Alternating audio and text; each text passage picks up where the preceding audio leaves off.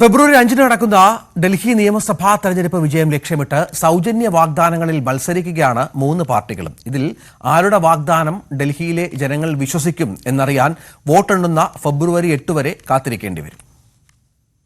കൂടുതൽ സൗജന്യങ്ങൾ നൽകുന്നതാര്? ഈ മത്സരമാണിപ്പോൾ ഡൽഹിയിൽ 3 പാർട്ടികളും തമ്മിൽ. സ്ത്രീകൾ, ചെറുപ്പക്കാർ, വിദ്യാർത്ഥികൾ, മുതിർന്ന പൗരന്മാർ, പുരോഹിതർ. ഓരോ വിഭാഗത്തിന്റെയും വോട്ടുറപ്പിക്കാനായി സൗജന്യ വാഗ്ദാനങ്ങളുടെ പെരുമഴയാണ്.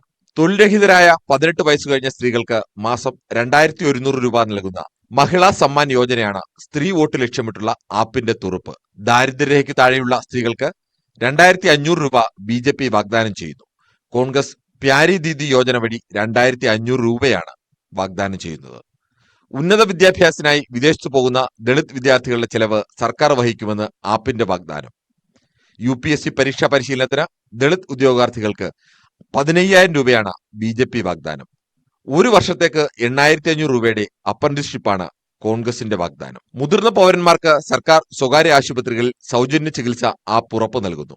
60 കഴിഞ്ഞവർക്കും 70 കഴിഞ്ഞവർക്കും 2500 രൂപയും 3000 രൂപയും പെൻഷനാണ് BJP വാഗ്ദാനം.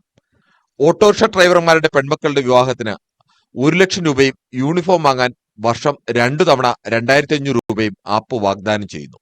LPG സിലിണ്ടറിന് 500 രൂപ സബ്സിഡിയും 2 ഫ്രീ സിലിണ്ടറുമാണ് BJPയുടെ വാഗ്ദാനം. 500 രൂപയ്ക്ക് സിലിണ്ടറാണ് ഇതിനുള്ള കോൺഗ്രസിന്റെ മറുപടി. പുരോഹിതന്മാർക്ക് മാസം 18000 രൂപ ഓണറേറിയം പ്രഖ്യാപിച്ച ആപ്പിന്റെ വാഗ്ദാനമാണ് കിട്ടുന്ന തുകയിൽ ഏറ്റവും വലുത്.